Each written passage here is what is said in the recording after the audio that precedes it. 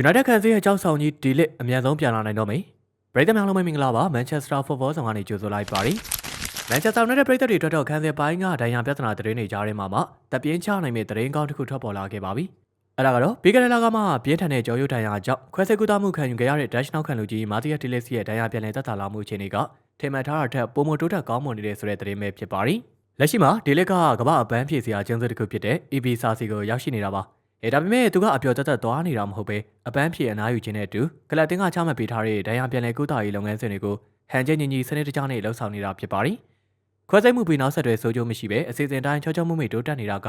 United အတွက်တော့တကယ်ကိုကံကောင်းခြင်းပါပဲ။အတွင်းသတင်းတွေရဲ့ဖော်ပြချက်အရစိတ်ဓာတ်ပြင်းထန်တဲ့ဒီလစ်ကအားလရက်တွေမှာတော့အနားမနေပဲကြမ်းခိုင်မှုပြန်ပြေးသွားဖို့အားသွန်ခွန်ဆိုင်ကြိုးစားနေတာကြောင့်လာမယ့်ရာသီစောပိုင်းပွဲစဉ်တွေမှာတင် Old Trafford မြေပေါ်မှာအသင်းထွက်ပြန်လည်ကစားပေးနိုင်ဖို့အခိုင်အမာရည်မှန်းထားတယ်လို့သိရပါရီ။ဒီသတင်းကကားရဲအတွက်တော့အသက်ရှူပါတစ်ခုရသွားစေတာအမှန်ပါပဲ။ United ခန်းစစ်တိုင်းမှာဒီလစ်လိုခေါင်းဆောင်မှုပိုင်းအားကောင်းပြီးအားကိုးရတဲ့ဘုံနောက်ခံလူတရားရာသီစာကလေးကအစင်းသိဖြစ်နေဖို့ကအရန်ကိုအရေးကြီးပါရီ။ EBSA ကျုံးရဲ့နေရောင်ကြီးအောက်ကနေကြမ်းခိုင်မှုပြင်းနဲ့ပြန်လာမယ့်ဒီလစ်တယောက် United နောက်တန်းကိုဘယ်လောက်ထိပြန်လည်အသက်သွင်းပေးနိုင်မလဲဆိုတော့ပရိသတ်တွေအားလုံးရင်ခုန်စွာနဲ့စောင့်ကြည့်ရတော့မှာဖြစ်ပါရီ။